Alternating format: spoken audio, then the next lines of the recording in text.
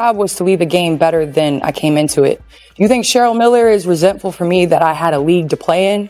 No, she's being the mentor that she is, and she's supporting and loving and sitting courtside cheering on Juju Watkins. And I'm doing the same for Caitlin Clark and all the women in the WNBA. Candace Parker, a three-time WNBA champion and undisputed basketball royalty, didn't just speak out, she erupted.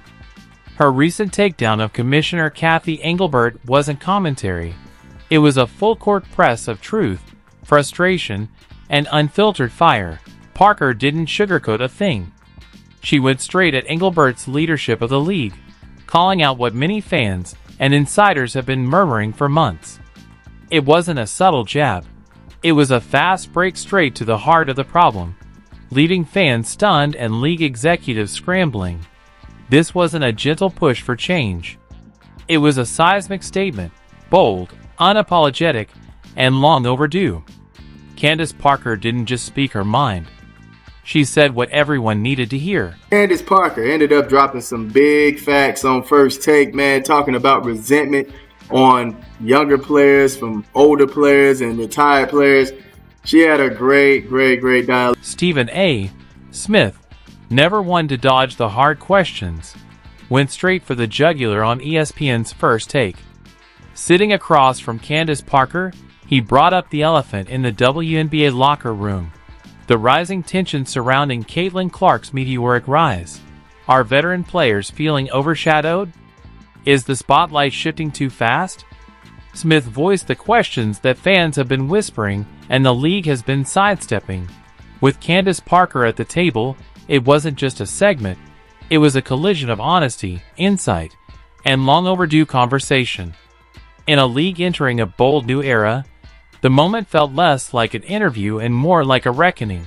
When we look at the WNBA, whether we've speculated about resentment or whatever it is, ultimately it comes down to the fact that there were an abundance of women in the WNBA doing tremendous work on behalf of the WNBA and the game of basketball, and you just sense that folks were feeling an absence of appreciation for what they had done and what their collective contribution was to bring the WNBA to where it is now and where it evidently is going. Can you speak to that collective frustration that some may have been feeling, and whether or not you think it's something that's being overcome as you all thrive and move forward and continue to promote and uplift this? And this is where the conversation hit a powerful, unforgettable note. While Commissioner Cathy Engelbert fumbled the PR playbook, offering lukewarm soundbites and missing a golden opportunity to elevate the league's brightest rising star, Candace Parker stepped up and delivered a masterclass in leadership. With grace, clarity, and unapologetic honesty, Parker didn't just defend Caitlin Clark's impact. She elevated it. She reminded the world that true growth in the WNBA isn't about dimming new stars to preserve the old guard. It's about letting them shine and lifting the entire league with them. In a moment when the commissioner felt absent, Candace became the commissioner the league needed, bringing the vision, the voice, and the fire that women's basketball has been waiting.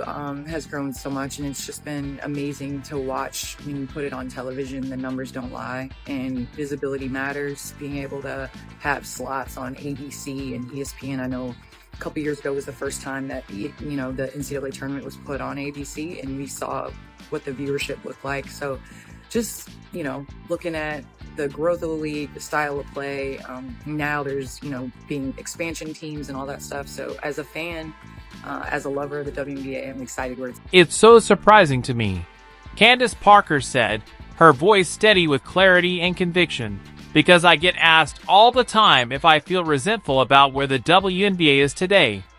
In that moment, it was impossible not to wonder, why isn't she running the league? My goal was always to leave the game better than I found it. She continued. I think Cheryl Miller is resentful that I had a league to play in? Not at all. She's been a mentor, supportive, loving, and I'm doing the same for Caitlin Clark and every woman in the WNBA.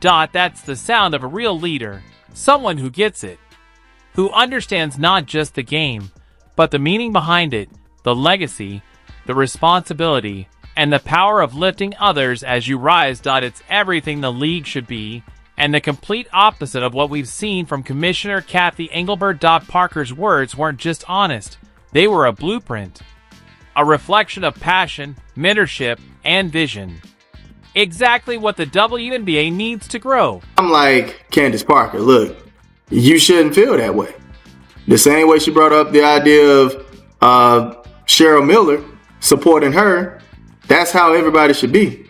But it's more so of they want to paint the narrative that it's a white and black thing going on. And now that toxic energy is spilling over to people who don't even watch the games. So now they feel like they are a part of the league just because they know or feel like they know what's going on with the race thing. Like, cut it out. You're enjoying this? Make sure to subscribe because we need to talk about Cathy Engelbert. She's been making headlines lately, but for all the wrong reasons. Let's start with that bizarre comment she made about Caitlin Clark. When asked about the phenomenon, Clark has become a rookie, drawing record-breaking viewership and national attention. Engelbert couldn't even give her proper credit. Instead, she pivoted with, "No league is ever about one player." Then came the tone-deaf kicker. "That player could get hurt or whatever." Are you serious? Your league's brightest star, the player responsible for bringing millions of new eyes to the WNBA, and your response is to casually mention she might get injured? That's not leadership. That's a complete failure to recognize the moment, and it left fans stunned and frustrated. But it gets worse. When Engelbert was directly asked about the racist and toxic behavior aimed at Clark, she had a chance to take a strong, unifying stance to condemn hate and show the WNBA protects all its players.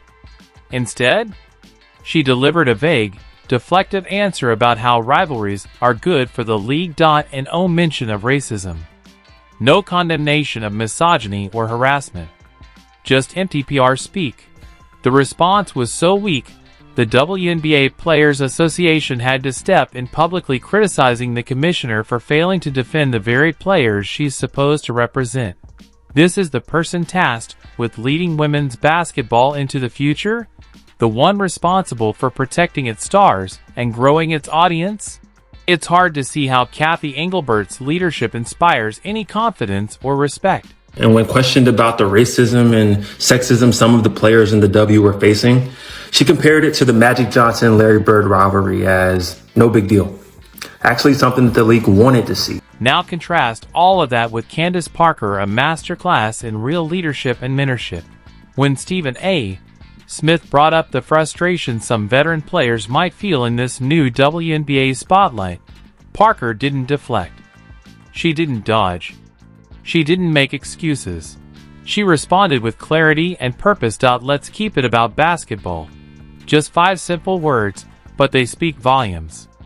That phrase encapsulates Parker's entire philosophy. Focus on the sport, honor its integrity, and let the game speak for itself. She emphasized that when the WNBA stays centered on basketball, not distractions, not drama, that's when the league grows in meaningful, lasting ways. That's my thing.